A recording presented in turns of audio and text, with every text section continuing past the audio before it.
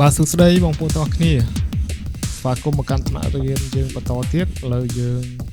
នឹងបង្ហាញពីរបៀបនៃការគូសផ្កាយដែលមានលក្ខណៈងាយស្រួលបែបនេះសម្រាប់អ្នកទាំងអស់គ្នាឲ្យយកទៅប្រើប្រាស់ពិសេសសម្រាប់ដែលយើងប្រើប្រាស់នៅក្នុងកម្មវិធីបុណ្យចូលឆ្នាំបុណ្យឆ្នាំខ្មែរឥឡូវខ្ញុំបង្កើតថ្មីមកបាទខ្ញុំចូលទៅកាន់ supply ខ្ញុំយកពាក្យ star កន្លែង star នេះវាមានមុខដល់8អញ្ចឹងខ្ញុំដូរពី8មក5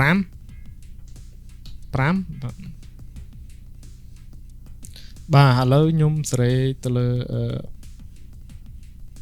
ផ្កាយហ្នឹងសិនសេរីកន្លែង OB ហ្នឹងវាមកប៉ុណ្ណេះបាទឥឡូវខ្ញុំសេរី view port ហ្នឹងសិនបាទដើម្បីសេរីបែបហ្នឹងបានអ្នកទាំងអស់គ្នាគាត់តែចុច Alt ឲ្យជាប់មកហើយចុចមកខាងឆ្វេងណាបាទអាហ្នឹងយើងពវល់លក្ខណៈពវល់ view port បើសិនជាចង់បរិទ្ធបរួមអ្នកទាំងអស់គ្នាចុច Alt ឲ្យជាប់ហើយចុចមកខាងស្ដាំណាបាទហើយទាញចុះទាញឡើងមកបាទវារីករួមតាមហ្នឹងហើយបើចង់បដូរទីតាំងវាអ្នកទាំងអស់គ្នាចុច Alt ឲ្យជាប់ចុចកងមក scroll ហ្នឹងនេះទាញមកបាទបដូរទីតាំងមកឥឡូវខ្ញុំបិទgrid វានេះសិនបិទអាហ្នឹងកុំឲ្យឃើញខ្ញុំចូលមក filter យកពាក្យថា work plan បាទបន្តមកទៀតខ្ញុំដាក់ពួក generator ដាក់ extrude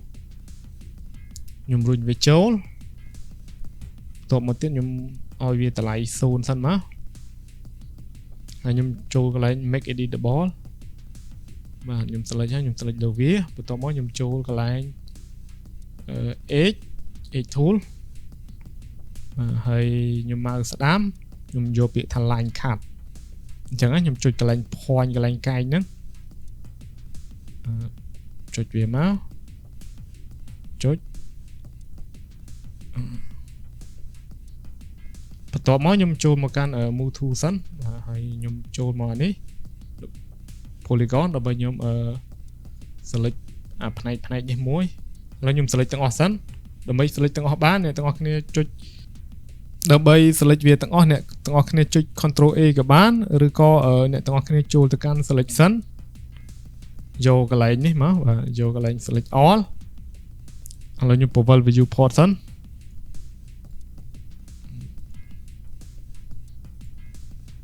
ហើយខ្ញុំមកស្ដាំខ្ញុំយកពាក្យថា extrude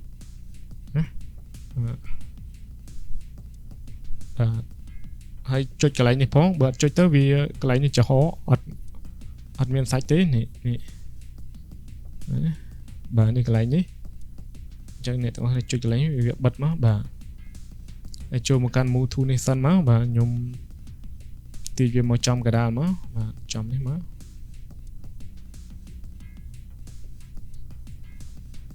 បាទហើយបន្តមកទៀតខ្ញុំដាក់ឲ្យវាប៉ោងមកអញ្ចឹងណាខ្ញុំដាក់វាប៉ោងខ្ញុំគ្រាន់តែ select ចូលទៅកាន់ polygon ខ្ញុំ select កដាលនេះហើយខ្ញុំពវល់វាមកខ្ញុំ select ចុច shift ផងចុច select ខាងនេះមួយទៀតហើយពវល់មកអ្នកទាំងអស់គ្នាចូលមក scale មកហើយទាញកន្លែងនេះណាពណ៌ខៀវនេះset នេះបាទទាញវាប៉ុណ្ណេះមកប៉ុន្តែអ្នកទាំងអស់គ្នាចង់បានប៉ុណ្ណាក៏បានដែរបាទបានប៉ុណ្្នឹងហើយបានប៉ុណ្្នឹងហើយអ្នកទាំងអស់គ្នាដាក់ឆ្អឹងលើវាផ្លេចលើវាមកចូលកន្លែងនេះ edge tool បាទអ្នកទាំងអស់គ្នាចូលមក select all មក select all ហើយមកស្ដាំយកពាក្យថា edge to spline បាទបន្ទាប់មកនេះវាចូលក្នុងនេះយើងទាញវាចេញមកឥឡូវខ្ញុំបិទផ្នែកអានេះសិនបិទវាហើយបាទនេះបានហើយយើងបានហ្នឹងឥឡូវខ្ញុំបង្កើតcircle មួយសិន circle ខ្ញុំដាក់វា2បានហើយ2ខ្ញុំដាក់ switch ចូលបាទខ្ញុំដាក់ circle ខាងលើហ្នឹងហើយយើងដាក់វាចូល switch មកនេះវាបានបែបហ្នឹងហើយនេះបានបែបហ្នឹងហើយឥឡូវយើងបើកផ្នែកផ្កាយរបស់យើងមកនេះវាមានលក្ខណៈបែបនេះអញ្ចឹងណាបាទ ហើយចង់ឲ្យអានេះរឿងធំតសៃនឹងរឿងធំនេះសេរីលេខមកលើ circle ណាបាទឥឡូវខ្ញុំដាក់ឲ្យវាលក្ខណៈវាចេញផ្នែកដូចចំណុចប្រសពនេះខ្ញុំចូលមក generator ខ្ញុំយកពាក្យ atom array បាទរុញ switch នឹងចូលទៅបាទនេះបាទហើយអ្នកទាំងអស់គ្នាដាក់ប៉ុណ្ណាទៅតាមការចង់បានរបស់អ្នកទាំងអស់គ្នាឥឡូវខ្ញុំបន្ថយវាតិចបន្ថយនេះតិចអូខេខ្ញុំស្រីទៅតាមជាក់ស្ដែងមើលសិនបាទហ្នឹងហើយបាទអ្នកទាំងអស់គ្នាដាក់ប៉ុណ្្នឹងទៅតាមការចង់បានកន្លែង subvision ណាមានន័យថាអ្នកទាំងអស់គ្នាដាក់ឲ្យកន្លែងនេះវាឃើញ smooth ចឹងណាឧបមា8ខ្ញុំស្រីវាអញ្ចឹងណា